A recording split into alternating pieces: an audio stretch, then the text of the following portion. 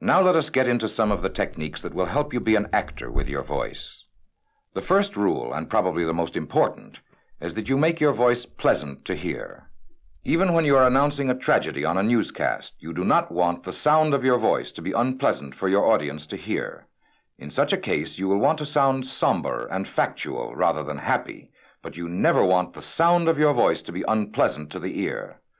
Some of the things that make a voice sound unpleasant are nasality, a whiny quality, a grumpy quality, mumbling that makes the audience strain to understand you, and a bored tone.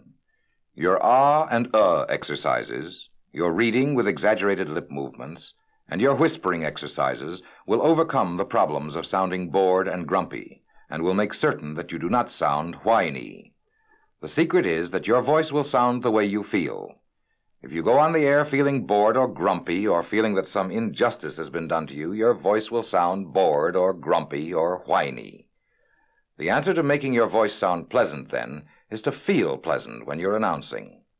If you are tempted to be bored or unhappy when you're going on the air, at least feel happy about the money you're earning and about the service you're giving to your audience. Even when you're announcing tragic news, you can feel satisfaction in being able to contribute to the knowledge of your listening audience. Now that secret leads us to the next secret, and that is how to make the tone of your voice mirror the mood you wish to create. The way this is done, to a large extent, is through your facial expression.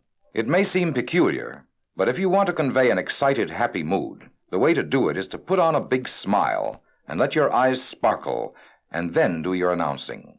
Your facial expressions will actually create the right mood in you, and will create an excited, happy mood to your voice. If you're delivering serious news, a slight frown of concentration, not an unhappy frown, but one of serious, down-to-earth concentration on the meaning of the news you're about to deliver, will create a mood and tone of serious, down-to-earth news. If you're delivering a commercial that calls for expressing a mood of discovery, open your eyes wide, lift your eyebrows as though you have just heard about the subject of the commercial for the first time. Put a surprised look on your face, and your voice will come out in the mood and tone of excited discovery. It may sound silly that a radio announcer in his announce booth, where no one but his engineer can see him, spends his time smiling and frowning at his microphone, but the answer is that it works. It not only works, but all good announcers do it all of the time. Furthermore, this use of the facial expressions to help create the appropriate voice, mood, and tone is excellent training for appearing before the camera on television, and it is another reason that so many announcers can make the move from radio to television so easily. In a few moments, we're going to practice commercials for delivery over radio. Because of the variety of mood and effects called for in delivering commercials, this is the best way to begin to teach you how to be an actor with your voice. Before we do, let us talk about how to approach a commercial the first time you see it. First, read it silently to yourself to understand what the commercial is trying to accomplish. Every good commercial has 3 parts. The first part, in which it attracts the attention of the audience. The main part, in which it tells the basic sales story. And the last part, in which it asks the audience to buy or to investigate further. Now, when you read the commercial to yourself for the first time, find out exactly what the commercial is all about. Then decide what sort of approach seems to be called for in delivering the commercial. After you have done that, read the commercial out loud, slowly, with your fingers lightly at your nostrils to make sure you're not pronouncing with a nasal quality. Then put your fingers down and read the commercial out loud once again, putting an appropriate expression on your face and paying special attention to the first 3 or 4 words of the commercial.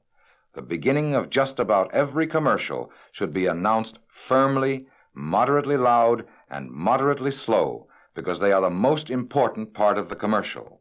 The first few words of the commercial must attract the attention of your listeners, or you will lose them. After you have read the commercial out loud, make sure that you know how to pronounce every word in the commercial. During these lessons, try to make sure that you know how to pronounce every word as you read the commercials from your written lesson book. Actually, because you will be delivering each commercial after I have delivered it, you will have a chance to check your pronunciation by listening to me. But when you're in a radio station in front of a microphone, you will have to be certain yourself. So now is the time to get into the habit of checking your pronunciation of words you are not sure of in the dictionary. If you have done that and still aren't certain of how to pronounce any particular word, do what professional announcers do. Use a synonym. Take your pencil and scratch out the word you're not sure of, and write in another word or words that mean the same thing. All right, now we're going to start work on the first of the 7 commercials in your written lesson. I'm going to stop here while you read the first commercial to yourself to see what it is trying to accomplish, and while you read it out loud with your fingers to your nostrils to make sure you're not speaking with a nasal quality, and while you decide what sort of approach seems to be called for in delivering the commercial. After you have done that, do your ah and exercises for a full minute, and then you will be ready to begin.